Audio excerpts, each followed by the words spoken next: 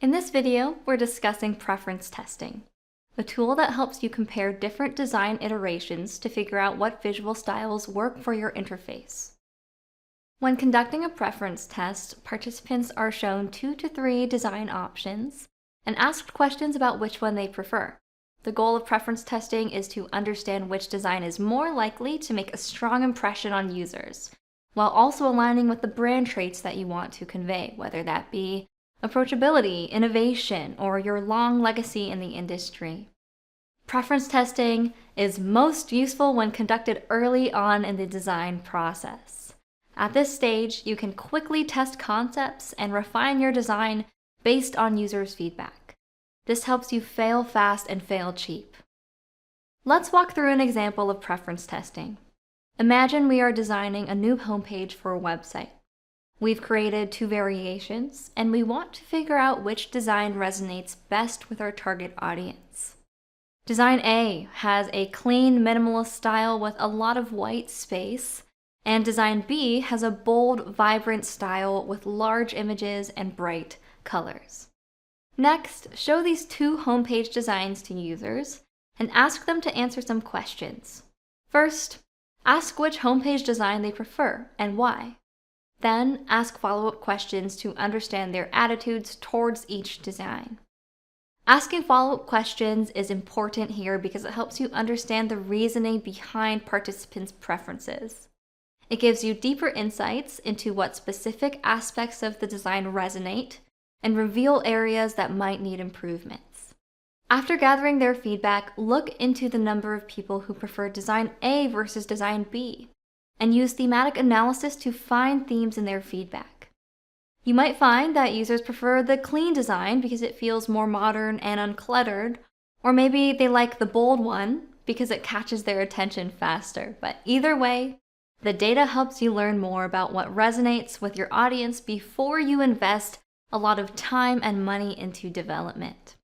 Now, I have 3 tips to help you run these tests effectively. First, make sure the differences between each design variation are distinct and easy to notice, even for someone without a design background. If the differences are too subtle, like a slight color shift or a small font size adjustment, users will struggle to choose between them. Second, limit the number of elements you adjust between variations. Focus on changing 1 or 2 components at a time, instead of changing layout, color, and icons all at once. Try tweaking just the layout while keeping other elements consistent.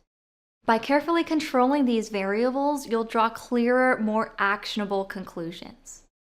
Lastly, change the order that participants see each design.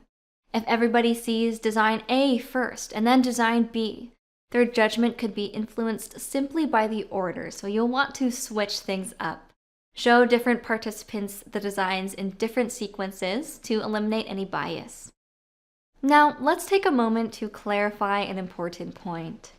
Preference testing is useful for assessing visual design, but it does not replace behavioral UX research methods like usability testing.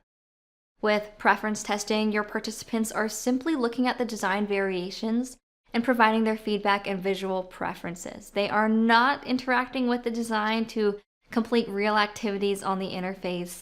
And for this reason, preference testing will not yield insights about the actual usability of your design. So, while preference testing helps refine visual design, it should complement, not replace, behavioral research to make sure both usability and aesthetics are addressed.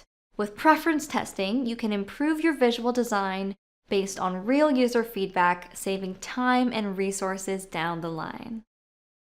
Thanks for watching.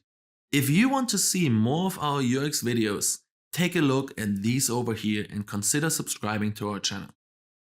On our website, nngroup.com, you can access our free library of over 2,000 articles. You can also register for one of our UX courses that offer live, hands-on UX training.